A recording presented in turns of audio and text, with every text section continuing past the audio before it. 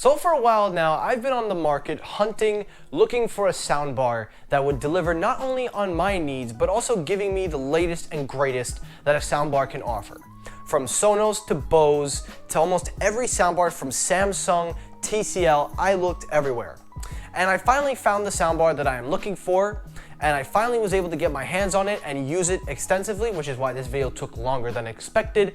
But in today's episode of Technoid, I'm going to review the JBL 9.1 surround soundbar with Dolby Atmos and DTS-X effect, and with a ton load of features that I haven't even begun to process. And I'll explain to you why not only is it one of my favorite soundbars, but why I highly recommend it as one of the better soundbars of 2020. All that on today's episode, so stay tuned.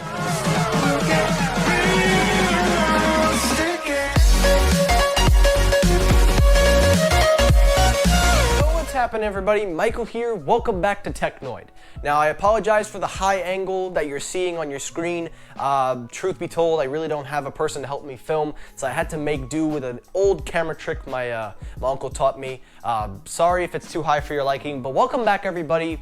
And in today's episode, I'm going to take a look at the long-awaited review that I've been working really hard to get right, and I finally got it down, the JBL 9.1 soundbar. Now, let me just disclaim, before we start the episode, I do this with all my reviews. For starters, to new viewers that are just joining on and seeing this video, I am not a reviewer. The truth is, I like to review things as a hobby, but my main profession on YouTube is a tech reviewer, or a tech YouTuber as you would call me, where I discuss all the news and rumors of the latest tech gadgets out there without the BS you don't want to hear. So, if this is your first rodeo with me, and if you like the content that I bring, please consider hitting the subscribe button and turning on your notifications so you don't miss anything. And if you want to see what my channel is all about, wait till the end of the video where you can check out a couple of episodes, and if you like them, make sure you hit the like button. To returning subscribers, thank you as always, and make sure you hit the like button and share this video. You are not going to want to miss this one. So, I ordered this soundbar through JBL when it was first announced as a birthday gift for myself. Unfortunately, my order was canceled, so I had to wait a little longer, but thankfully JBL was very kind in giving me a discount and free shipping. So I want to shout out JBL. Thank you for that opportunity. I really appreciate you being very generous and very understanding. And also, guys, if you want to pick up this speaker, I will leave a link in the description where you can pick it up and where you can find the best prices available, usually just through their website, but I'll leave a link at the description. So for starters, I paid for this. This is all my money. Don't ask me how I got it, but this is me, 100% bought it. Nobody helped me out. So everything you're gonna hear is straightforward and from me. Now, let's discuss this real quick. So in this episode, I'm gonna do something very different. Where normally I talk as a tech enthusiast, I give you every little bit of detail talking about what's inside.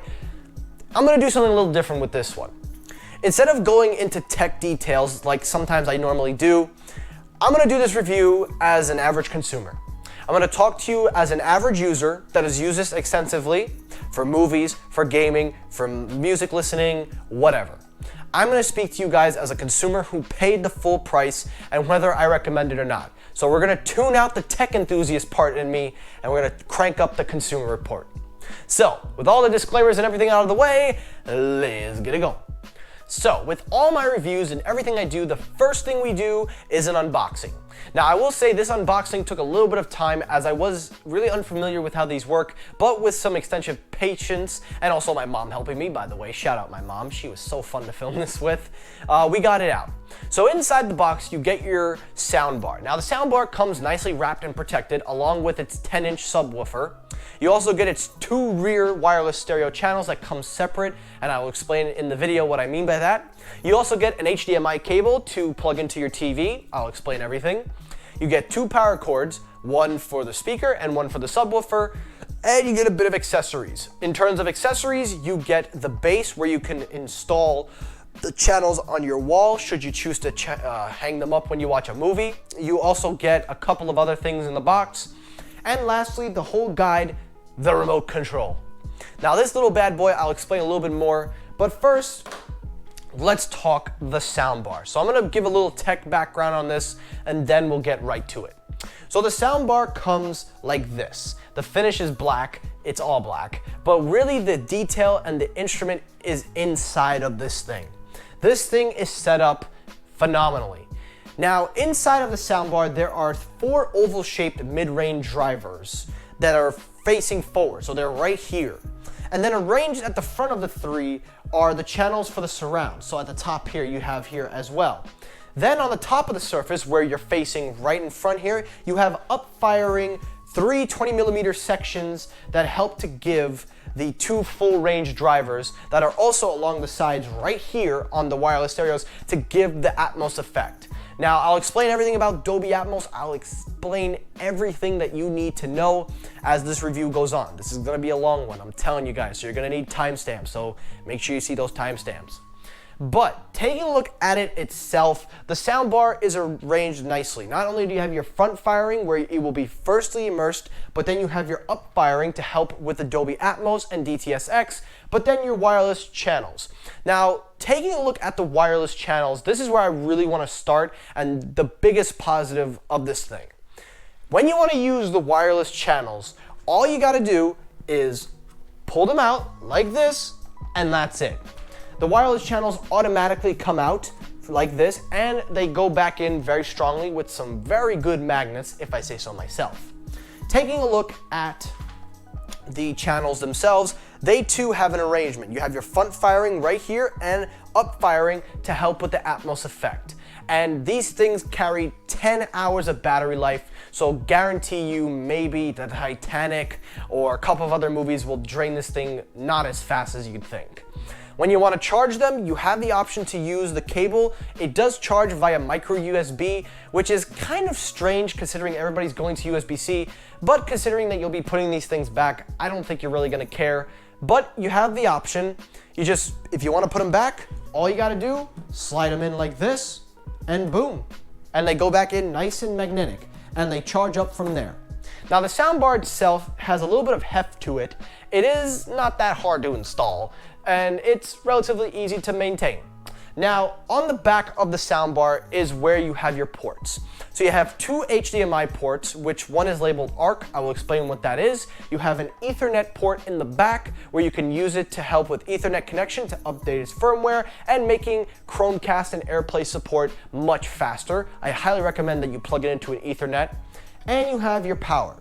There is an optical option on the back of the bar. You can use USB as well, but I would have wished that they had just a little bit more ports to make it a little bit more versatile and a little bit more easier for consumers. But I think those are the basics, and I think that's what average people would use, like myself. Now, the main port you're gonna wanna use when you're using this thing is the HDMI ARC. That's what I wanna talk about. So on this, if you're gonna use this soundbar, make sure you plug it into the ARC. The reason why you're gonna plug the HDMI ARC in and to the back of your TV, and make sure you plug it into the TV where it says HDMI ARC, is because that will not only give you the best sound, but it will help when you're transitioning. So let's say you're watching your TV, you're watching a movie, and now you wanna switch over to the PlayStation. By using the ARC, it will automatically transition over with no problems at all. So whatever you choose to do, like a DVD player, if you still have those, or if you want to go to a streaming service, or if you want to use a Roku, a Fire TV, anything, using the ARC is crucial. So if you have something plugged in the ARC, plug that damn thing out and put the soundbar there. I'm telling you, for your benefit. Now, basically with the front of the soundbar, you have your power, volumes, and inputs. But the real powerhouse is the remote. And this is another positive, is you don't need an app to maintain the soundbar. Now, some people will see that as a negative, but for me, I personally like to be old school sometimes. And you know, a remote is really old school, but this thing is very handy. Now, on the remote, you've not only got your power, but you can switch your inputs. You can automatically switch it to TV. You could use Bluetooth if you want. That means you can connect a device to it wirelessly. You have your Atmos level where you can adjust how much effect you want. You can even switch the HDMI ports. You can allow in other things. You have your volume up and down, your mute button, bass and rear uplink. You can change that all you want on this remote. So I really like the fact that the remote simplifies everything.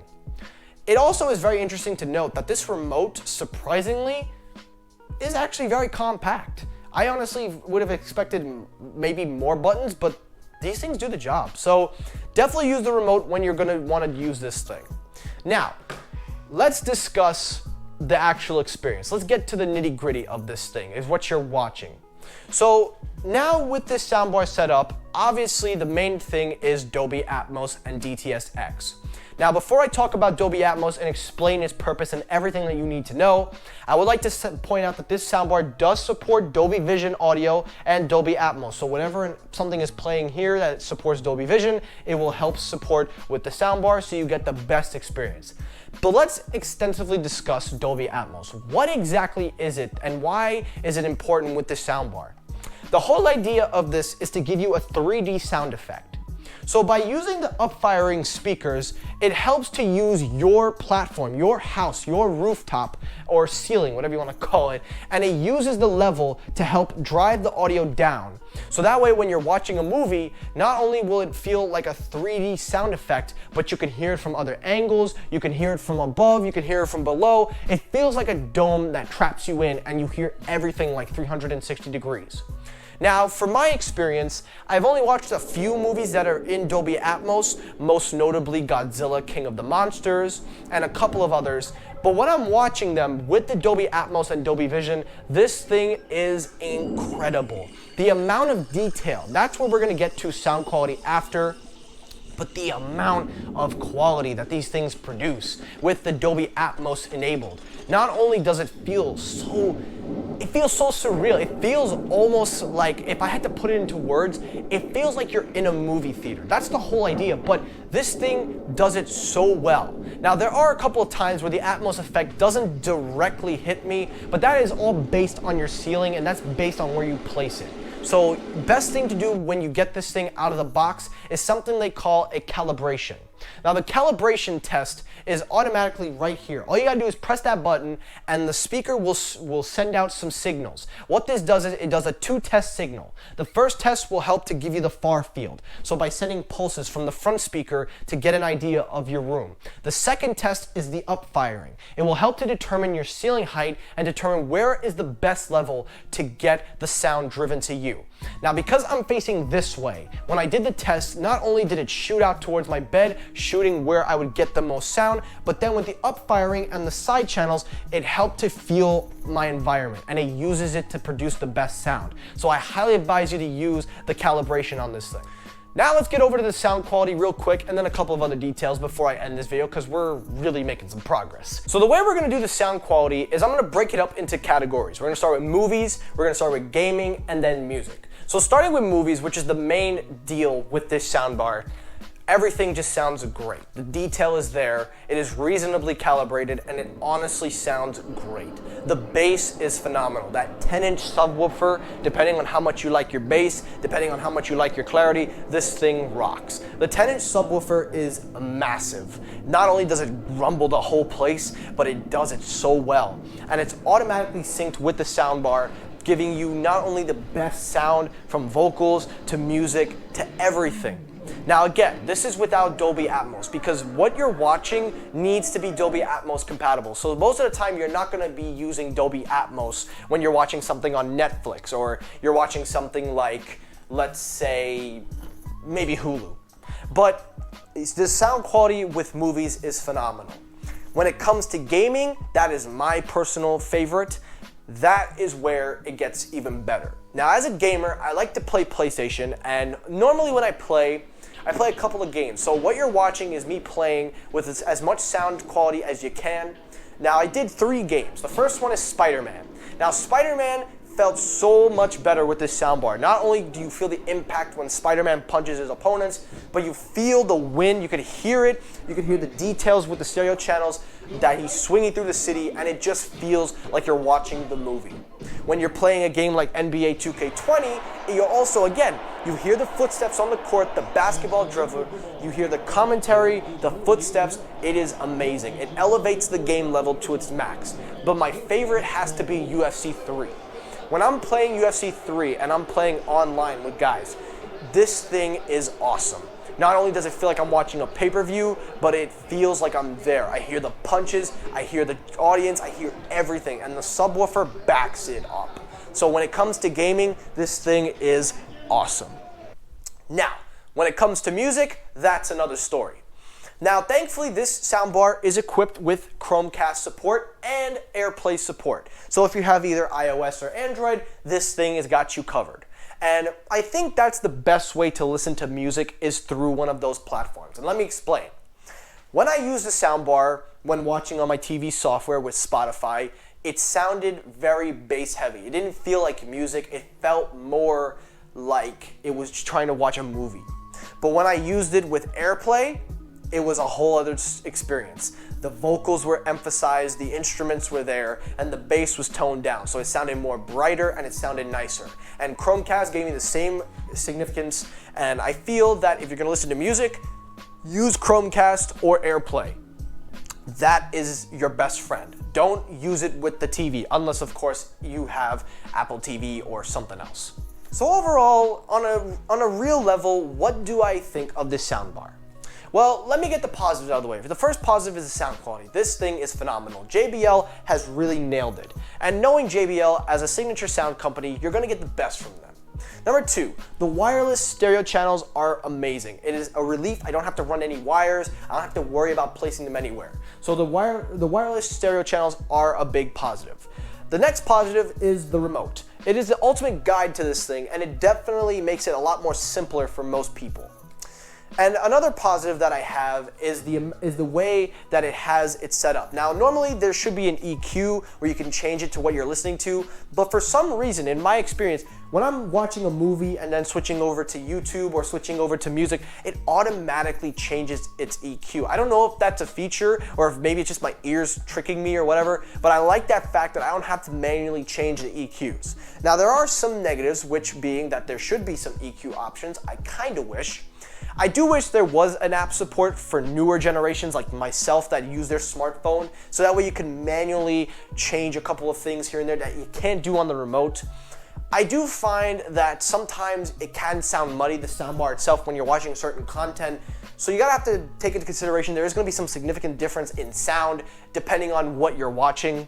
And the only negative left that I have is really that if I'm being completely nitpicky and I'm gonna be honest, maintaining this thing when it comes to cleaning is a pain. Now, getting the dust out is no problem, but when it gets into these little grills, it is a pain in the ass. I'm just saying it. So expect yourself to clean this thing very carefully. Don't be poking holes. That's just me. But overall, on a soundbar and as a consumer that bought this thing is incredible. Not only does it do the job well, but it serves my needs perfectly. As a consumer, this thing rocks. It sounds great, it plays movie well. That subwoofer is definitely a great subwoofer. That thing is awesome. But the whole experience is really what sells it for me. Not only are these wireless, but you also have great bass, you have adaptive EQ in my opinion, but most of all, it just does the job well for the price point. For $999, almost $1,000, this thing is more than deserving of its price point. I think that this should definitely be in your consideration if you're looking to buy a soundbar. And most of all, if you're a movie lover, if you just want the best, this thing delivers. It gives you Chromecast, AirPlay support, it gives you Dolby Atmos, DTS:X, it gives you everything that you're looking for in a soundbar. So my final thoughts, if you're in the market looking for a soundbar, add this one on your list and definitely check it out. This is not only one of my favorites, but it is going to be for the years to come. And that's it for today's episode. So guys, this is a long episode, so make sure you check those timestamps so that way you don't feel bored out. You can get to what part you're looking for. And thank you guys for tuning in. I really hope you enjoyed the episode. I really hope you found it informative and you got some things taken from it. Now listen, if there's something that I missed and if there's anything you want me to discuss further, you can reach me in the comments section. I tried at my best to keep this slow, but obviously being from my standpoint, wanting to give you as much detail, it had to go a little longer. But if there's anything I missed, write them down in the comments. And that's it for today's episode. So guys, thank you for watching. If you liked the video, hit the like button. If you disliked the video, hit the dislike button. That helps circulate my videos as well. As always, guys, thank you so much for watching. Take care, everybody, and peace!